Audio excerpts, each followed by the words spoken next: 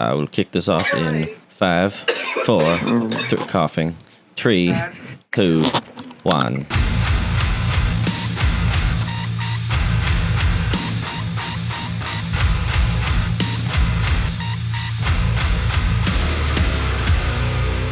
Hey, welcome back to the 9th episode of the Coughing in the Background podcast. Branding.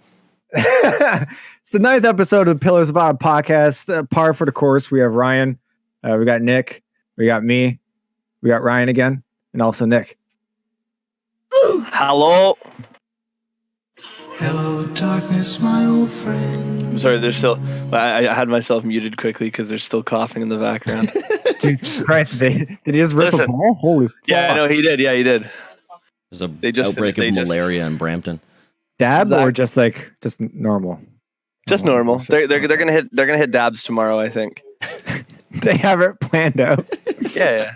No, of course, dude. Like being a stoner is It's a full-time job. a versatile hobby.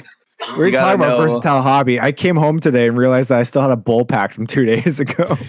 Bro, I just finished telling Brad and Zach about how I came home this morning. I went out to a meeting with my boss, and like we had breakfast and stuff, and like shot the shit about certain things, whatever. And then by the time I got home, it was like 9, so I should have already been asleep like 2 hours ago. And I get in and like I rip a bowl, and I'm sitting there for a second. I go and I sit in my chair, and I'm like, yes. Time to sit back and relax and just like and it's like in the middle of that thought, I fucking woke up like 8 hours later, and I'm like, what the fuck happened? Like, I just fucking blows my. Remember the first time when I was living in North York on the Habitant, the first time you stayed over at my place. So we got the little futon folded. No, that was. Oh, we went to Ryan's party. Ryan's housewarming. Yeah, because we came back to your place. Because that's before POA was really even doing anything. That's back when we had Liam in the band and Zach was our drummer, man. Like, holy fuck, that's way back early days. Yeah. So you, Mac, came over to our place. We, set up the little futon for you guys. Hit the lights. We're like, okay, night, Nick. Night, Def. Yeah, literally out cold. Immediately. And like I turned to Mac and we're like, does this always happen? He's like, oh yeah, no. He falls asleep as soon as his head hits something. Oh dude, she hates it, man. It blew because dude, me falling asleep is a whole fucking song and dance. I gotta do everything that and try to sleep. I gotta lay the right way. I gotta make sure that the blanket is like wrapped around and tucked under me, like my arm the right way, and that my head isn't too like if my head's at 46 degrees up, like I'm fucked. Like it's so hard to fall asleep. I have a question for you, Nick. Have you ever gotten so high and then ordered food, but eaten halfway through it, then passed out and woke up and been so excited that you have food? Dude, we've ordered food before, like shawarma or something, right? Which is like, honestly, people don't think this, but shawarma is like the perfect high food because your chance that you're going to eat a bit of it, it's going to fill you, and then you're still going to have a fuckload left over later, like depending on how it goes, right?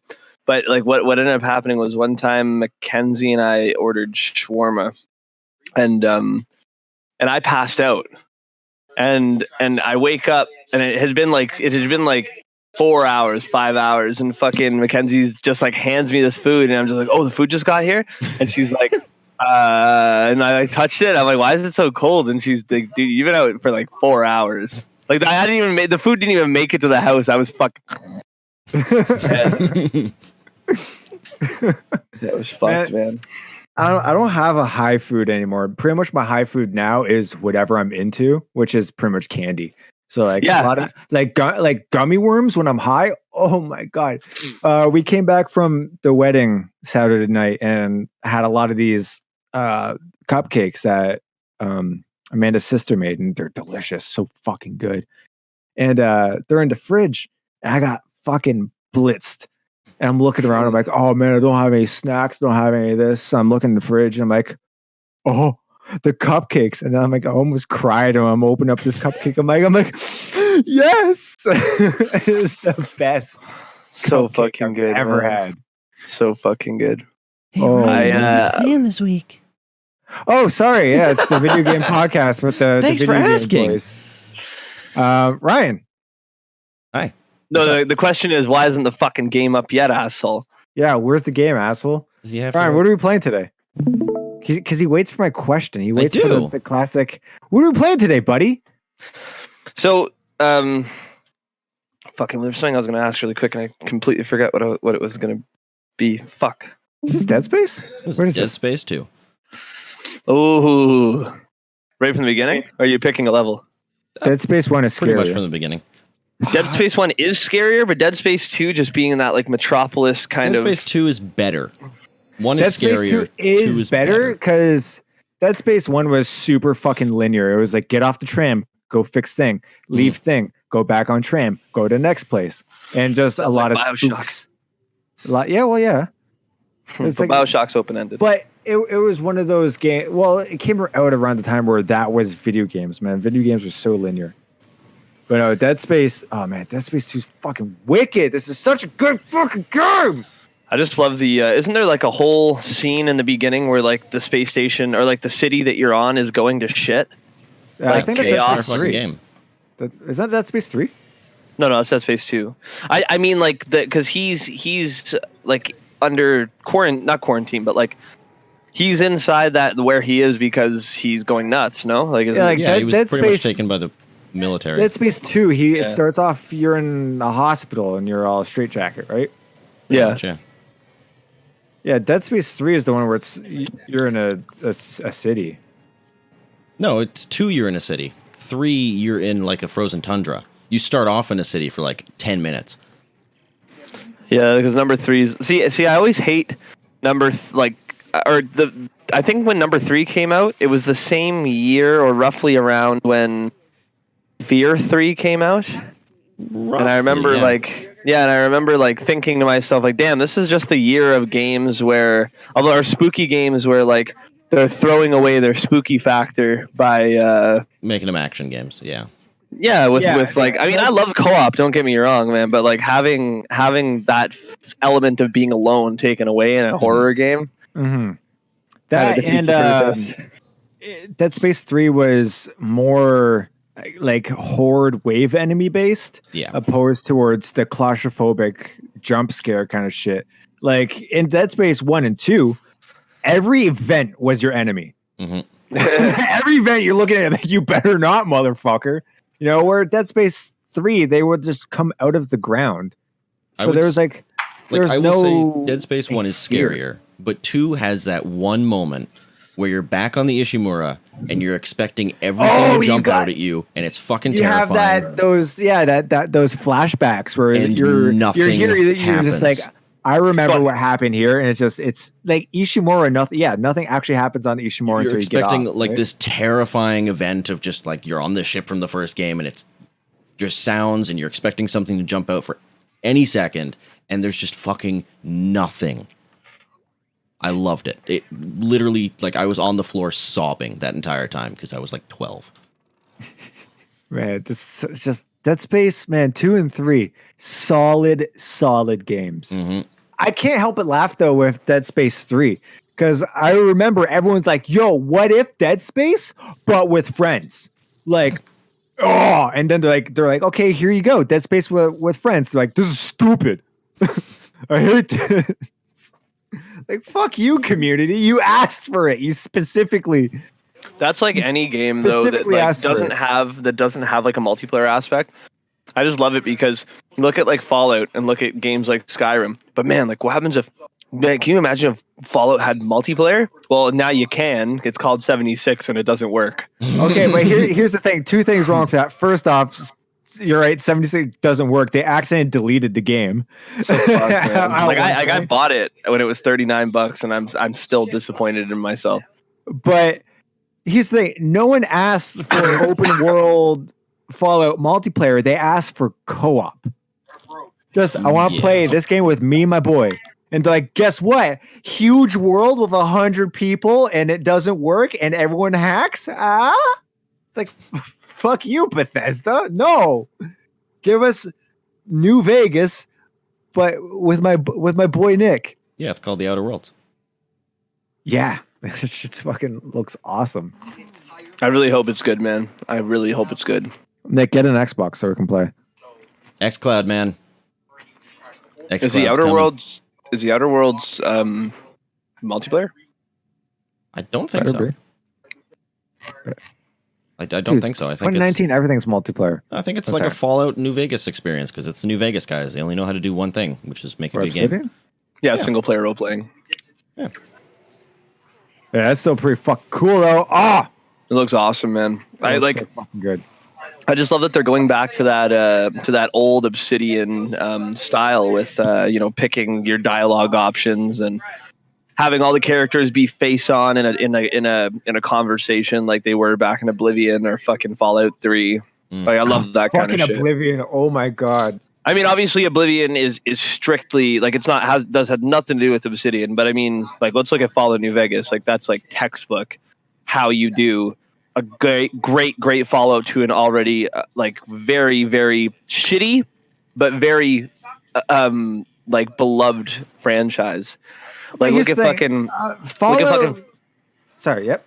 I was gonna say like if you look at Fallout 3 as like an actual game, it's just broken like across the board. Oh, like everything about Fallout 3 is like because Brad and I went back and like we did a huge playthrough where we just like went through the entire game and the entire time like we'd all just be stoned and he'd just be like shaking his head at the screen, not saying anything, and I'd be like, "What's wrong?" And he's just like, "Fuck, this game just doesn't work, man."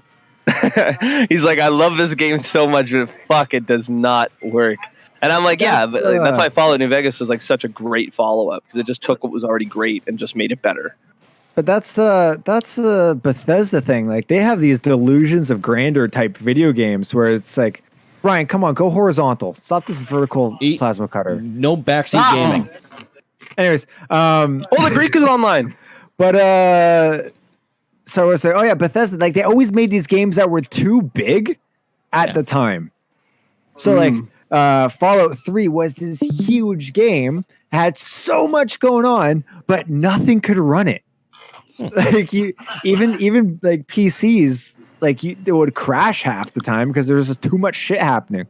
That's what pissed me off about like New Vegas and Fallout 3 is that you play that on Xbox 360, and it's been a while since you saved, and then the game just decides to crash. That's a Bethesda game. It's a feature.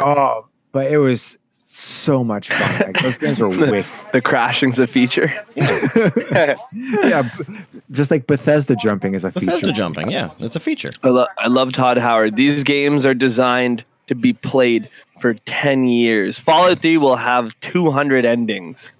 Like I said to Brad, I'm convinced Todd Howard's just this fucking nutcase that walks around the office pretending like they let him in because he was homeless and he was gonna die, and they gave him clothes and gave him food, and they said, okay, Todd, you could just walk around and enjoy your time here. We're just gonna be working, and they all kind of just listen to him talk about how he's like the CEO or like the lead game designer of Bethesda, and they're all sitting there going, this guy's fucking crazy, dude. Like, why are we letting him represent us at E3? Todd's sitting there going, we're gonna fucking Fallout 4 is gonna have fucking tanks and shit. Like, it's gonna have like all this cool stuff. Like, fucking, you're gonna be able to drive vehicles. You're gonna be able to go to the moon, dude. And then everyone like behind the scenes, like sitting out, is kind of just going like, fuck, we should stop him, man. None of this is happening. Todd Howard. None of this is happening. Well, you the go Stephen to the moon. Molyneux. Yeah. Oh yeah, pretty much. American Peter Molyneux. Fable will be this great game.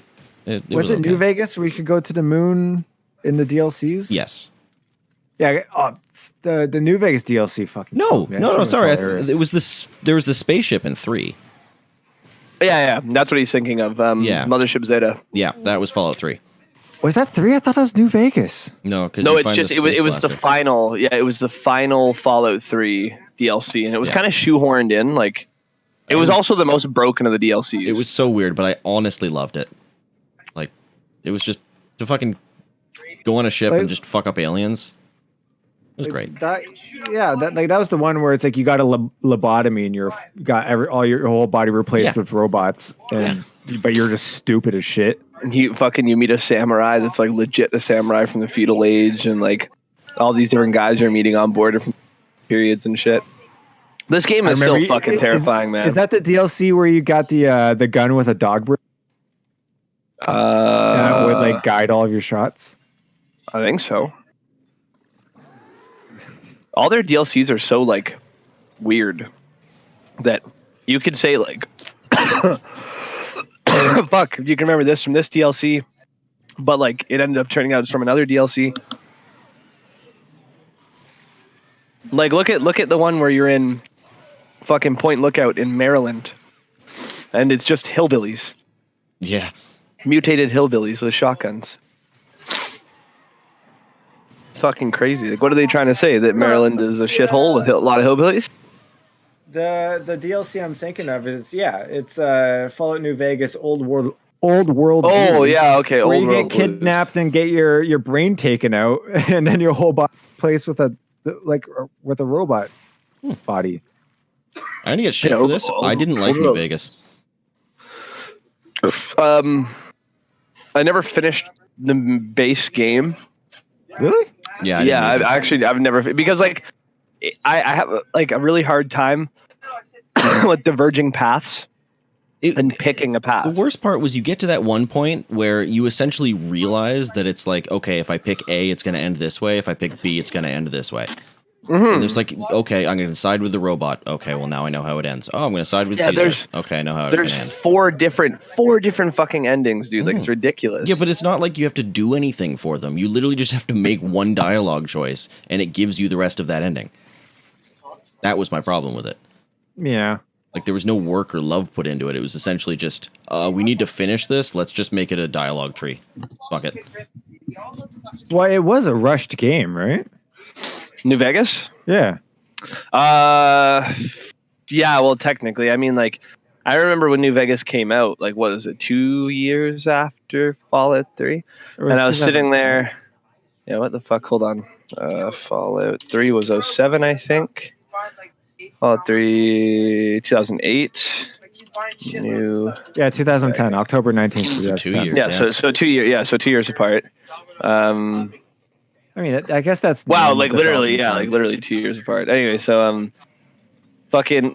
Well, the thing is that I mean, like, look at the difference between development of the main game, like Fallout 3, between Fallout 3 and Fallout 4. Like, it was like what 7 years, and you could consider Fallout New Vegas Rush because in my opinion, it's a more polished version of Fallout 3, but kind of like it felt like a mod. Like it felt like someone did a total overhaul.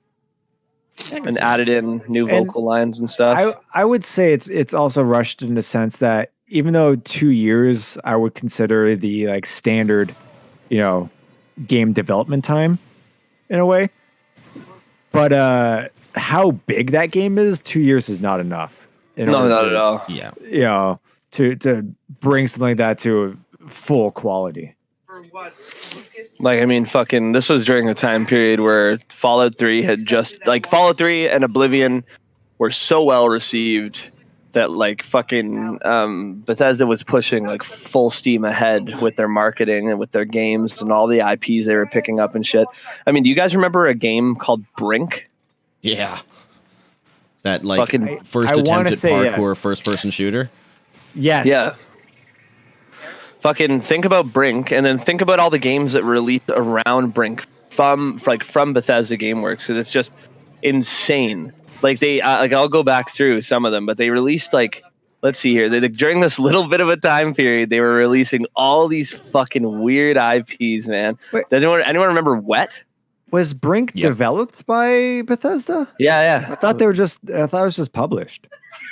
Well, I guess it was developed by Splash Damage in accordance with Bethesda Softworks. Oh, I remember Wet as well. That really shitty like Red Dead attempt.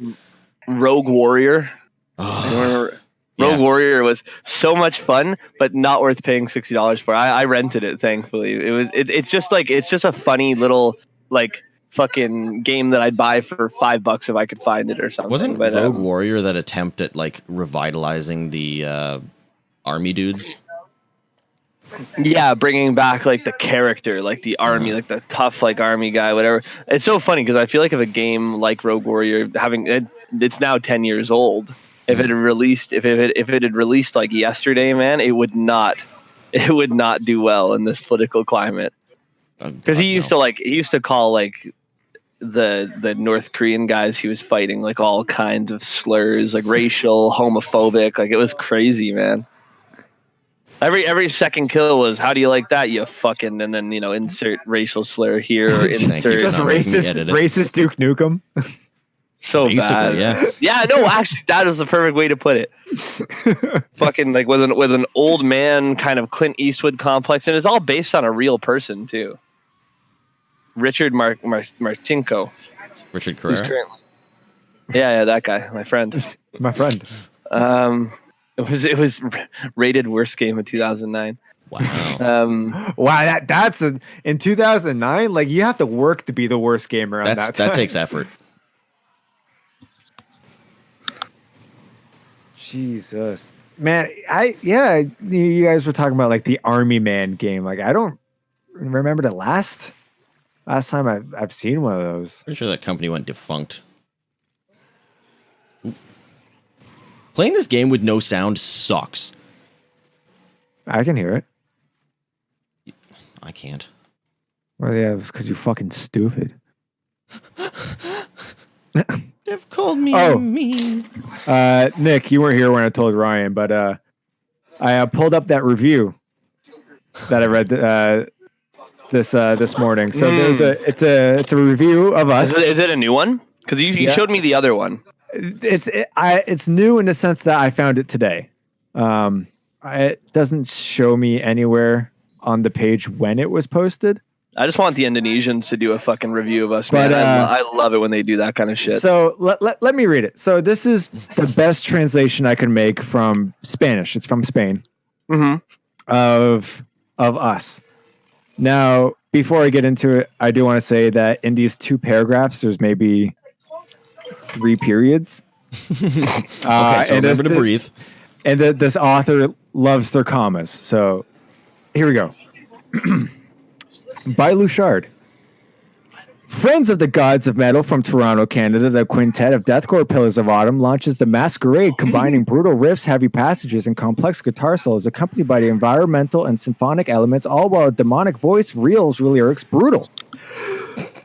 Its beginnings in 2013 in St. Catharines by lead guitarist Devin Groh. A couple of years later, we have his debut album EP, The Sodomizer, leaving only good reviews.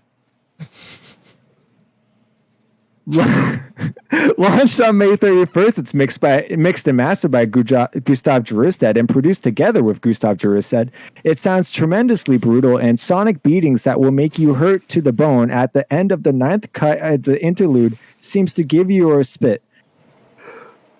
Oh wait, there was a period there. Respect. Although concept of the album is not far behind of the history of the girl willing to sacrifice her free will to the masquerade and sacrifice everything to recover, our scary and short, tremendous album, ferocious with your senses and vertiginous in concept. It ends on a comma, not a period. So. My favorite part about all of that, translation aside, that dude knows more about the concept of this album than I do. Yeah, it's because you've never listened to me the 4 times I explained it. No. No. Oh my god, that hurts to read. But apparently the concept of the album gives him vertigo by definition. So yeah, that was the best translation. Now the initial translation just from Google. Not great. Imagine. I don't know. That was pretty great. It's all commas. It must flow differently in Spanish. I would imagine it's an entirely different language. Well, look. Shut up. You ever listen to K-pop? It sounds great in Korean, but if you translate that shit, God. Well, it's just because English is an abomination language. I wouldn't say that. It's more of like a mishmashy. It's stupid. Ooh, you're upside down. I fucking love this part. I don't remember what I have to do. I have to like shoot myself down. No. You'll figure it out. Look out. Oh. Hello. Nick, what are you up to, buddy? Same old, I'm just watching. Well, this isn't a watch cast. This is a talk to your best friend dev cast. No, it's a podcast. There's- Nowhere Branding. there does it say I have to fucking talk the entire way through. I'm just listening. I'm being attentive. We gotta get Joe on here sometime. Yeah, I feel like it's kind of like a disservice we don't have Joe on here. Though I feel like we should like just works. Yeah, I was gonna say I feel like we should just wait until it's on his schedule and so that because I know he's very sporadic. It's true. Well, that's just his personality. So one day we could just be like, "Hey Joe, are you at home right now?" Waits for response. No. Okay. Well, maybe next week. Waits for response, gets one 6 days later. So it's already next week. So fucked. Did I tell you guys I finally pre-ordered my Stadia yesterday? Really? You know what? The Stadia. Google Stadia? What's a Stadia? Are you know kidding the me? Google Stadia? The Google console that is 100% streamed content. Oh, I had no idea that was coming out, man. Yeah, November. That's crazy, dude. Pre-ordered it last night, and I'm fucking excited to play Destiny 2 on my phone. That's fucking wild. As Yeah, long man, as you I'm not- have a Chrome browser, you can play your Stadia games. I'm not too sure about pre-ordering consoles. Man, I bought my Switch and I played 2 games on it. The moment that you told me about those new Corsair headsets, Ryan, Richie bought one the next day. Yeah. So he has one right now. It's really Yeah, and it looks really nice. Listen to it. Try the microphone because I swear to God, it is worth every penny. Yeah, I'd love to get something like that in the near future, but like for the time being, like the 200 and I think what did he pay? Like 279, I Yeah, think. 279 plus tax. That price point's too crazy. Unless like it really is worth that amount of money. Maybe if a you look Cyber at something Monday like thing. the Sennheisers, they're like 370, 380, and the microphone That's quality true. isn't even nearly as good. What compared to the Virtuoso or whatever it's called? The Sennheiser, Virtuoso? like it's Sennheiser. They should know what the fuck they're doing. They've been around forever. Yeah, that's what I was in thinking. audio I'm like, world. you think that Sennheiser would be much better than Corsair? Nope, they don't have the audio bandwidth. They tried to do it all in the speakers or the earphones That's as fucking opposed to the microphone. crazy. I mean, I feel like Sennheiser is also most of their effort is directed towards the audio recording side Actually, of things. not so much anymore. Sennheiser's just taken a fucking nosedive, and everything they do is now consumer grade. Eek! Yeah, it's. I don't like that because I really like Sennheiser stuff. I did That before sucks me to hear. they ended up being like the majority of their sales and products now are just consumer grade shit. They've still got the pro stuff that already existed, but I haven't seen anything new from Sennheiser that would be considered pro audio. Oh, Yeah, I noticed that they've become like really consumerist and shit as well. Like fucking, I see them in Best Buy all the time. Yeah, I'm You like, have their why? Like, Bluetooth you know, you think headsets. well, yeah, as long as they're still producing their older stuff. To a degree, it's going to get harder and harder to find. what do you have, Dev? Well- Like in terms of audio equipment? What what brand? I got my Sennheiser G280 headphones. Is that what they were? 280s? The DJ ones. Yeah, my 280 Pro headphones. Are these the same ones that you use for recording and shit? Oh yeah, it's the ones that you know and love. Okay, dope. And then I got my MXL. Where MXL 770 770. 770 mic. I like it. I'm looking at getting more microphones, so I need to Just buy an diversify. Aston. I don't have the $2,800 for one, or It's $1,200. $500 $4,000. for what? If I'm paying $500, I'm getting an SM7. No, fuck the 7B. The Aston sounds better. Oh, I'm getting the 7B2 soon, buddy. What are you talking? Because I'm primarily using microphone for either hardcore vocal recordings, which you want SM7B, or podcast. Let which me you send want you an the SM7B. shootout of hardcore vocals on an Aston Origin or an Spirit. What do I have? Spirit. Aston Spirit. The Compared to a 7B. SM7B is the EMG 8187. Oh, so what, it's a toy? No, it is just the standard. It is the 5150 of mics. Listen here, you fucking audio fucking nerds. You brought asked this the up. question. You started this. Don't even How? give me this shit. In the next few months, like when I get all like enough money and whatnot, I need you guys to help me build like a little like audio rig that I can record on from my house. So that at Scarlett 2i2 and a microphone. Fucking Behringer and a microphone. Well, the Scarlett 2i2 and a microphone is actually like what someone else told me to get. Honestly, like, I would get the what I Behringer use. before the Scarlett. I would buy 2 Behringers before I buy Fuck the Scarlett. Behringer. It's Why are you guys so conflicted? Ryan and I are like polar opposites on everything. Dev's a That's why brand I whore. remember- If he knows or thinks that like if it's something that people have said this is the best, that's what he does. I Not experiment. even. I'm an experiment guy too. I just You're know the what populace. I like. You're like What do you- everybody says that this is good. The 7B is the only thing that works on What are, you, hardcore what are you vocals. talking about? You know, it's the exact opposite of me. I'm the guy who wants pizza, and the 2 people in front of me got cream soda, so I got root beer. Okay, so you're sometimes Like, a bitch I- about it, but you're essentially the populist guy. I will go out of my way to shoot off the head. I will go out of my way Oh, I forgot to not get something because everyone else does it. So So why you if getting a everyone 7B? else, what? Why are you getting a 7B? Because that's the good sound. But is it the best? By that lot, by No, Ryan. I'm not looking for the best. I don't want the then why best you sound. even trying? I want the sound that sells. If all of these best records that I like and want to sound like use this microphone, you goddamn right I'm getting that microphone. I mean, just for the purpose of endorsements and sponsorships and shit like that, I feel like trying, like for myself, like as a vocalist, like I was thinking about a while ago, like if I keep sticking with Shure, the chances of me ever getting like an endorsement or a sponsorship from them is probably nil. Because like fucking how many artists use their shit? Shure is such a big company, right? That's Yeah, like no, me getting dude. a sponsorship from Schecter. Like good fucking luck. I love Schecter's though. I would never get sponsored by them though. if unless we are Chelsea Grin. Chelsea Well, Grin yeah. is sponsored by Schecter. That also means selling my soul to fucking sound like doo doo. No thanks. What kind of a guitar take. does their new? What kind of guitar does their new guitarist play? I want to say either Ibanez or Music Man. Probably it's Music Man. Ibanez. I don't know. 'Cause Music they Man's were- been they- going real hard. They were Music Man when Richardson was there, but I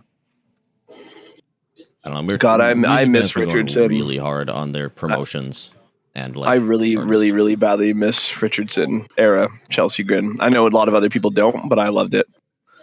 I just I love what he I Music love what Man. he does. I love what he does to band sounds. well, what he does to band sounds is that he makes the band sound like him. I know. No complaints.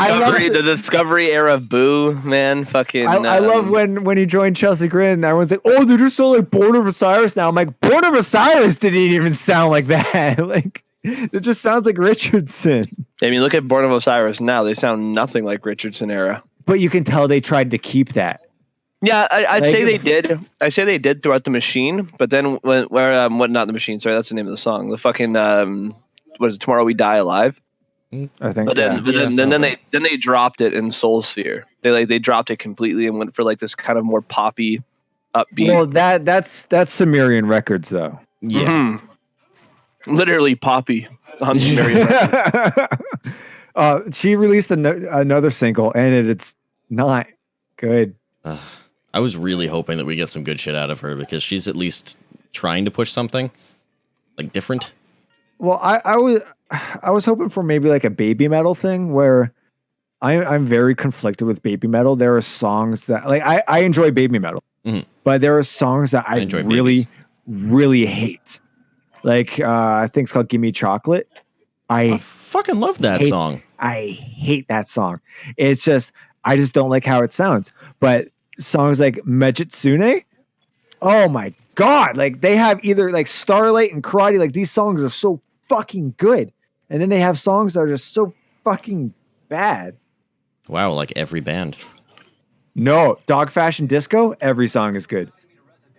System of a Down, every song is good. Fuck off. Even of Autumn, every song is good.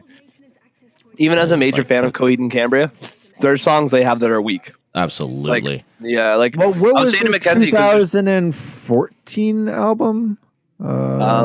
They tried to do it was the only album that wasn't part of the concept. And it sounded like it was recorded in a garage. I know exactly what you're talking about. That was 2016, and that was Black Sun?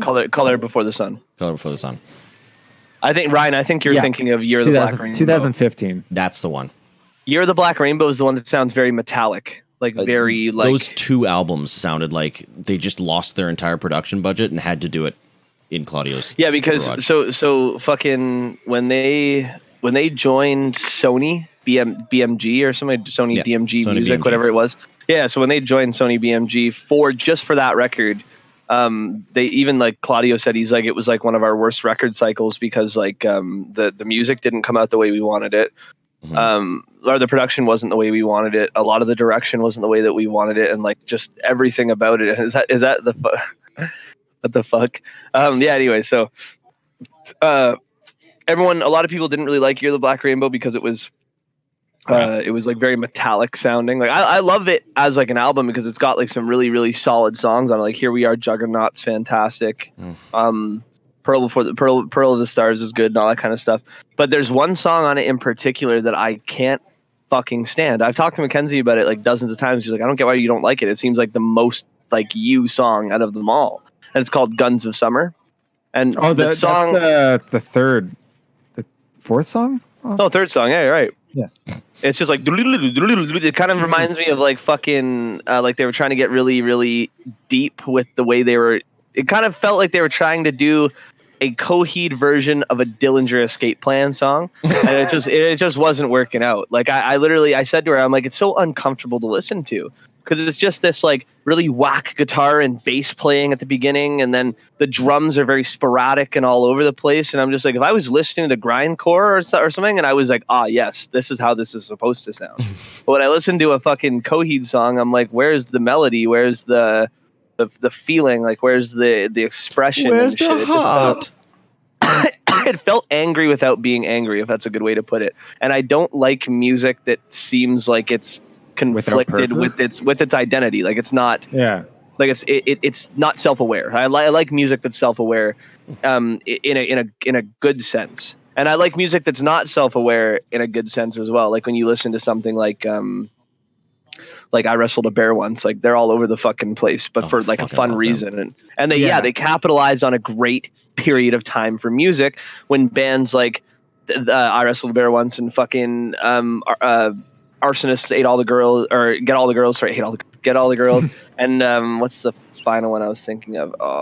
Animosity. Like when those like kind of grindy sort of deathcore bands that were kind of being really avant-garde and shit were big.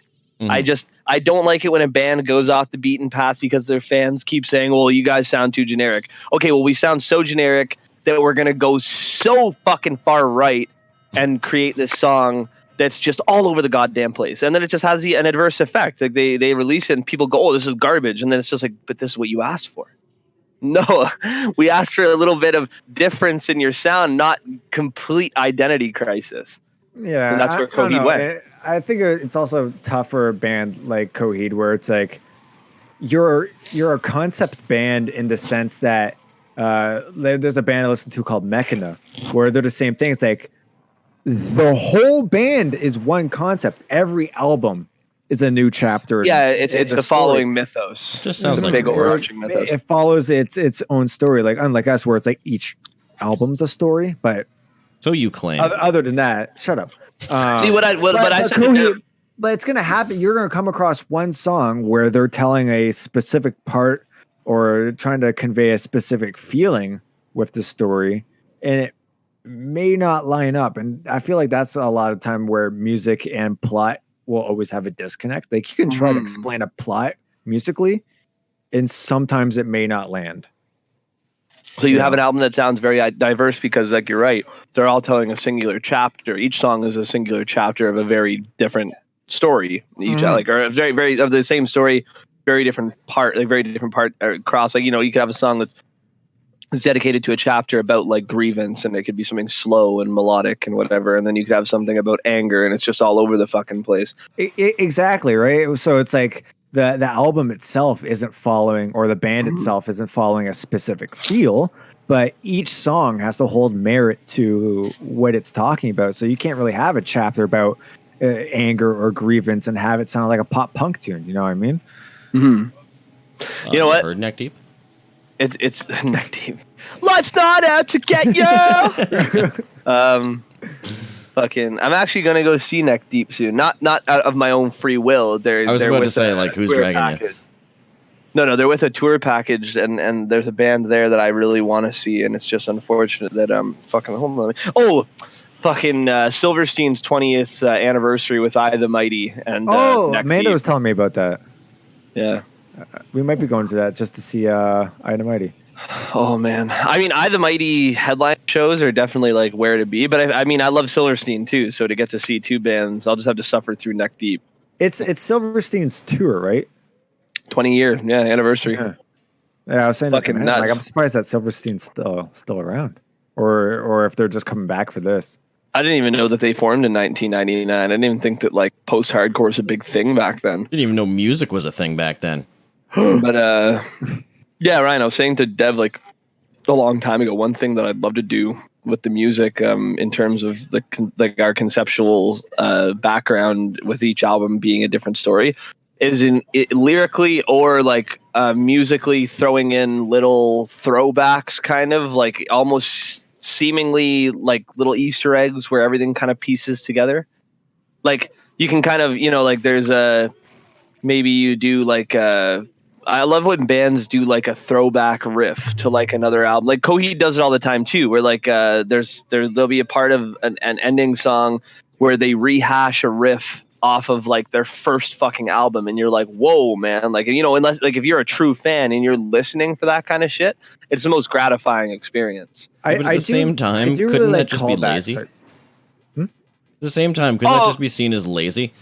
I guess if you overdo it, it's like, it's totally a callback. But how it's done. Like Coheed, I guess, can get away with it because their whole one concept. I would never do something like that for POA, in the sense that every album is different. I'll totally, and I do it a lot, where I'll do like a musical or even lyrical callback through the album, like at the last song or something, or second last song, that you have a couple lines that you used in the first couple songs, but it's relevant to the story. Kind of reiterate a point.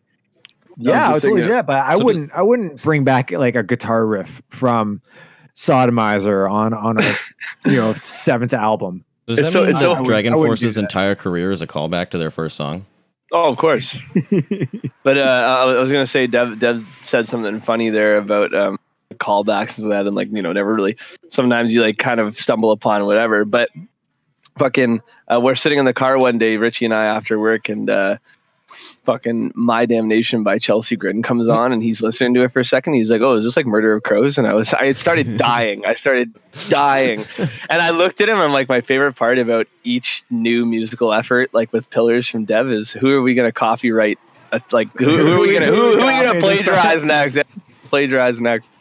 Very, very subtle, and it's only 75% Nick, of likeness. Since you called that out, because I feel like so many bands have done the My Damnation thing. Have you heard the song Ascension by Osiah? Mm-hmm. That it's just My Damnation, like perfectly. Mm-hmm. It's one of those things where it's like, yeah, that's funny. Like you look back at something like that, like you can look at, Murder Crows or Grandeur Part 2, is that it's the same chord structure. So it's going to have that sound, but they're two totally different songs. This is literally fucking My Damnation. Are you listening to Ascension? See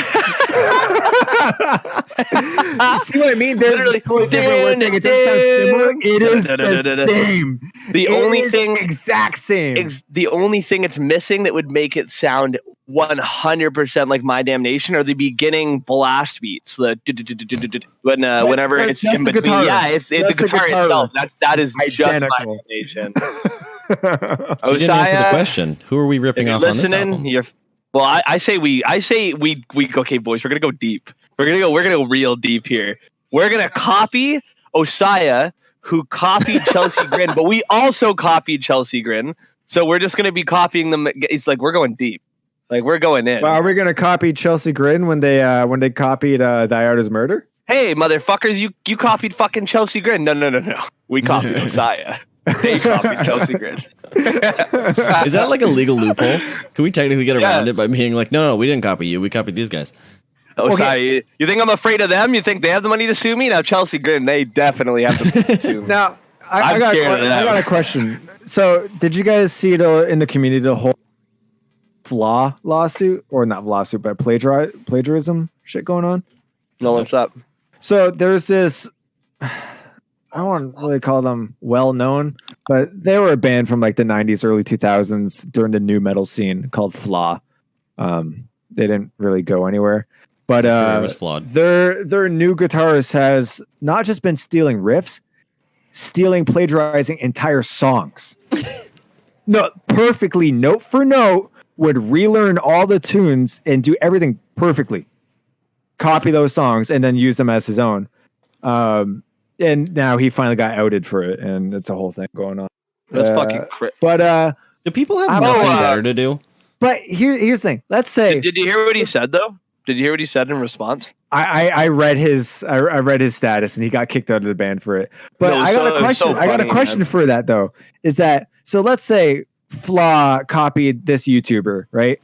Mm-hmm. And we didn't know that, but we just copied the Flaw song, like plagiarized it. Are we on the hook for both bands? Who sues us? Question. Who sues us? Because they copied from this guy, but we copied from them, who copied from that guy. See, you're under the assumption that we're big enough to even get noticed and sued. Well, I think they're under that assumption too. It's like you need to have money to get sued. No one's going to go on a legal case on a small band that can barely afford a CD prints. By the way, buy a CD, please. Yeah, that's what happened to Flaw, a little tiny band. This getting fucked, and they can't afford to record together. Yeah, I don't get it. The beginning of that song is very My Damnation, and they just go into something completely different. Yeah, it's just the intro riff, but it's just I can't help but giggle. Oh, like it's really crazy, man. Because I've thought for a long time Chelsea Grin was more of one of those like deathcore bands that a lot of people, didn't necessarily like because they were like bigger. Because I know one thing I was talking to a friend about recently was because he noticed that there was a lot of people on the internet, in the deathcore community specifically, that shit on Suicide Silence all the time. And I'm like, it's a real shame. Yeah, no, that's what I'm saying. It's a real shame because when Suicide Silence was coming up, The Cleansing and No Time to Bleed were like fucking wicked albums. like genre defining albums in terms of what they did. I would argue the same for Whitechapel's Somatic Defilement. But I said to him, I said, you know, what's fucking crazy is that like Eddie Hermida, who was a part of a very influential deathcore band too, who basically helped further push the melodic deathcore and political deathcore agenda, like further and further and further, just kind of jumped into Suicide Silence, and I guess in an effort to drastically kind of change I honestly think he really wanted to get away from Mitch's legacy, and I don't blame him for that, but at the same time, that band is Mitch Lucker. Yeah, like Suicide Silence is one of those bands where I feel like they got a lot of hate because of that. Like Chelsea Grin has always had like the memorable guitar riffs, memorable lyrics and vocals. You know, all the music in general is very memorable. And a lot of people from all varieties of music and like people who, you know, play music or just enjoy it came together and kind of enjoyed this thing. Where Suicide Silence, as much as I enjoyed, you know, the No Time to Bleed and The Cleansing, all that, the music was always okay. But what really, like you're saying, sold the band was Mitch's vocals and Mitch's performance, like his physical performance. Oh, Well, I mean, even like look at Mitch too as a person. I mean, he's the perfect idea of a front man because of how much he stands out. Exactly. Like you have, and he puts like Ryan was saying, is that his stage presence, like he behaves like a vocalist. He sounds like it. He acts like it. Right. That's what drew a lot of people to that music.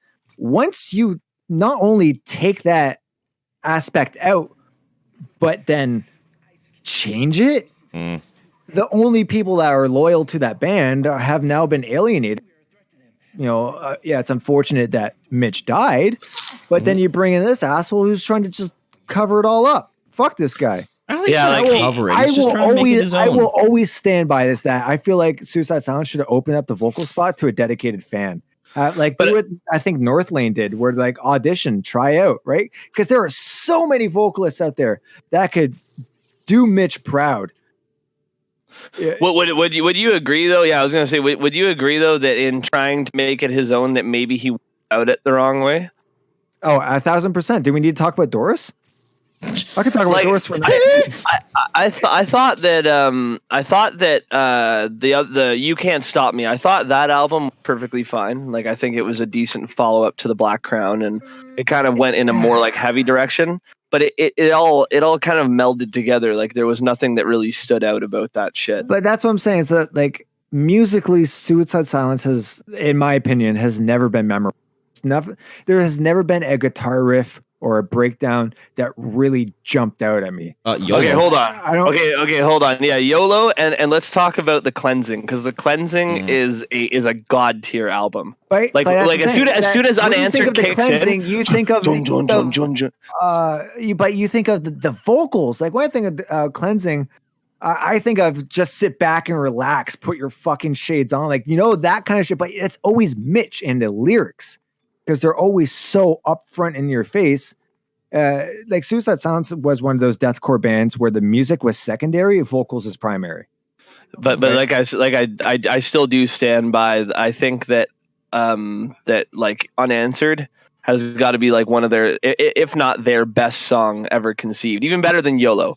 And the only reason why I say that is because YOLO was great in terms of being like an anthem, in terms of being like something that was accessible, that I think really brought a lot of people to the genre, because it kind of sounded more like groove metal. It kind of like YOLO, like all of the Black Crown reminds me of Lamb of God. It really reminds me of Lamb of God in terms of musical composition. But like when I listen to fucking Unanswered, and you get that part in the middle of the song where it goes and like everyone stops, and then it kicks back in, and it goes into the where's your God, where's your God, where's your fucking God. I think like everybody on that song, the guitarist, the drummer, the bassist, everything, like all funneling into Mitch, was just perfection. But yeah, like you do have a point there. Is that like it all works really, really well. Mm-hmm. But the focal point was never the music. Like you listen to the Chelsea Grin stuff, right? Like let's say even Desolation of Eden, right? You notice a lot of things. You notice like the guitar riffs in Sonnet of the Wretched, or like the guitar harmonies in Recreant. Like you notice all of these other elements, and just on top of that, you got Alex's vocals kicking ass. Where you know what, man? Suicide Silence, it was like Mitch is over here kicking ass, and you got the band kicking ass behind him, but just kind of in a shadow. Like there's nothing that really jumped out about the music. Both guitars are doing the exact same thing, where Chelsea Grin, you have 3 different guitarists doing 3 different things. There's a lot more going on in a Chelsea Grin song, where Suicide Silence was just deathcore in the background with amazing vocals. I honestly think what's really, really amazing about Chelsea Grin, and what I think a lot of people don't give them credit for, is that these guys, like over the span of their career, have had every single album sound different. In it, like minutely, like they change things, and the music's not like, I mean, if you look at Desolation of Eden compared to fucking My Damnation, like it's apples and oranges, man. Like fucking My Damnation's more like symphonic and more like about the atmosphere, but fucking Desolation of Eden's just a chug fest. Like I listen to that shit like when I'm pissed. No, you do have a point with Desolation Eden to My Damnation. Definitely like kind of apples to oranges in a way, but they still kind of work together. But then you gotta keep in mind is that most of the band were the same members. Most of the contributing members when it came to the writing process were still there. Evolve is where that changed. So not only do you have a different sound, but you have different people contributing to that sound. So obviously it's going to change.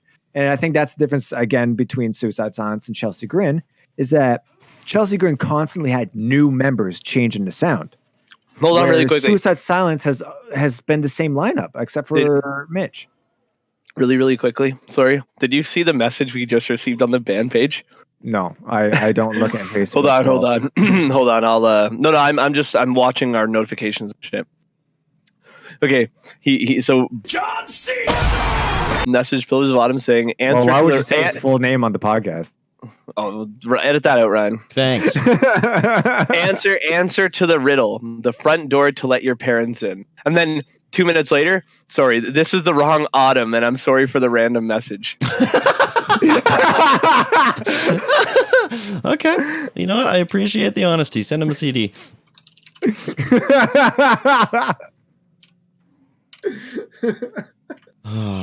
Thank you. In the last 5 minutes of this episode, I now have to do work. Yes, you do. Speaking of which, all completely unpaid too. Yeah, we've got about 5 minutes left. So if anyone's got a topic that they must discuss, now would be the time. I just kind of wanted to finish this off because I'm actually like I love talking about I mean I know that we're a deathcore band, so probably talking about deathcore shit. A lot of people are probably just like fuck man, like like we already know what you're about. Because I know Mitch Lucker did that big fucking speech about how he doesn't like listening to deathcore music or death metal or metal in general because he doesn't want it to influence him and so that. But I love talking about deathcore because fucking it's something I'm super passionate about and like getting to talk to people about it is like amazing. So when I get to like really delve deep and talk shop, it's a lot of fun. But I mean, finishing off the whole Chelsea Grin thing, it's like once again talking about how their career span was so fucking wildly different and amazing because they never lost fans as a result of changing their sound over 5 different albums. It's fucking nuts, man. Well, like they definitely lost fans, but they gained more like by reaching out to different demographics. Because the first couple albums, like the EP and their first 2 albums, were deathcore, so they reached out to the deathcore community. But then with Evolve and Jason Richardson, now you're appealing to all the fucking genty snob boys out there, all the prog boys. So now you got the prog community and the deathcore community kind of coming together. Where again, Suicide Silence just kind of really has the deathcore. Wow, dude, there's 1/4/4 beat on here. Fuck, man. Fuck, dude. I can't listen to this anymore, man. This isn't real prog.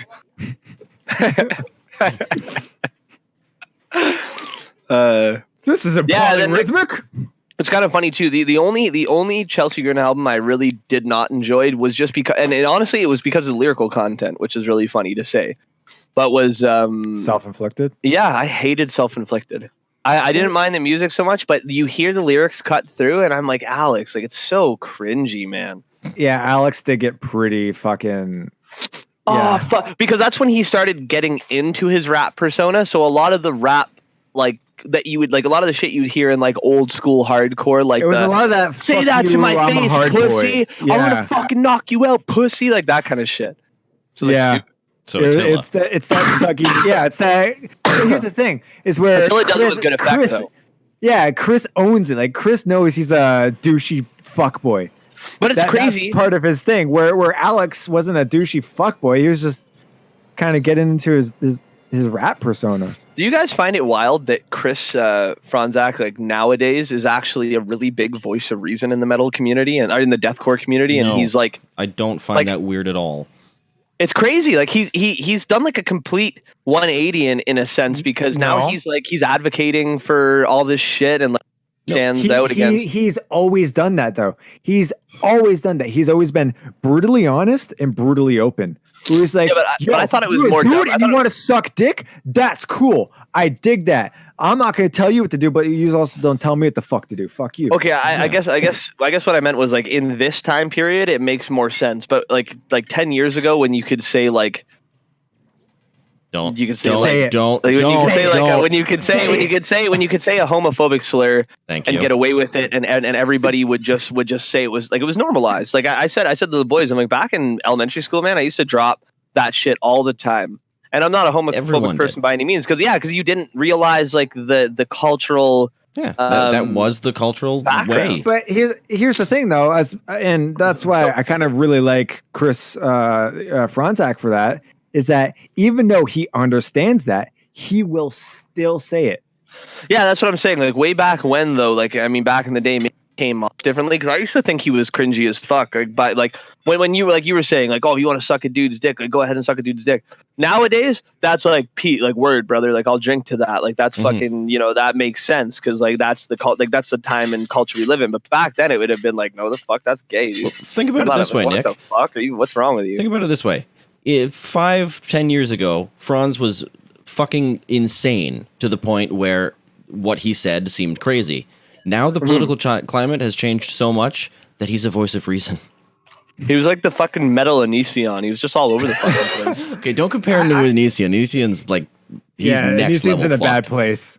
In a bad place. I like Franzak just because you guys know how I am about censorship. So the fact that he is a very open guy in the sense like, yo, if someone wants to be gay, that's cool. I dig it. But I'm not going to watch my mouth just because you don't like it. You respect me, I respect you. And I dig that. Because, I don't know, that's kind of how I've been. It's just like, yo, you do whatever you just don't tell me what to do. Yeah, like, I guess, what the fuck? If you were laughing at me eating shit. He responded. The guy responded to the message I sent him. Yeah, so I sent him back. I said, all good, dude. Keep on chugging. And he responds, after today, I really need to chug something. that as soon as I read that, I really wanted to type, yeah, dick. Dude, what are you, Chris Franz? Yeah, shut the fuck up. But that's fucking hilarious. We're at the hour mark. Should we wrap it up? Yeah, I'm done with it. Yeah, I'll probably get ready to get going. You gotta get to work. Fuck, I was sick though. Yeah. Well, thank you for tuning in for the 9th episode of POA podcast. We have a Facebook, Pillars of Bottom Official. We got an Instagram at also Pillars of Bottom Official. We got shirts and CDs. Holy fuck, you remembered this week. I'm so proud of you. Did you take a nap? Me who never remembered. Did you get sleep? BigCartel.com. Shut the fuck up, guys. Ha! Pillarsofhonorofficial.bigcartel.com. We got merch and CDs. And please listen to us on Spotify. We get paid for that, so it helps. Do we? Thanks. This is 0.006 cents. Oh, that's generous. It's usually 0.13 or 0.00013. It's not great. Well, it was 0.006 before Spotify was like, yo, we paid everyone too much. Give us money back. Yeah, sorry, yeah. Now it's 0.00013. Anyways. Bye-bye. Peace, bro. Look what the homosexuals have done to me.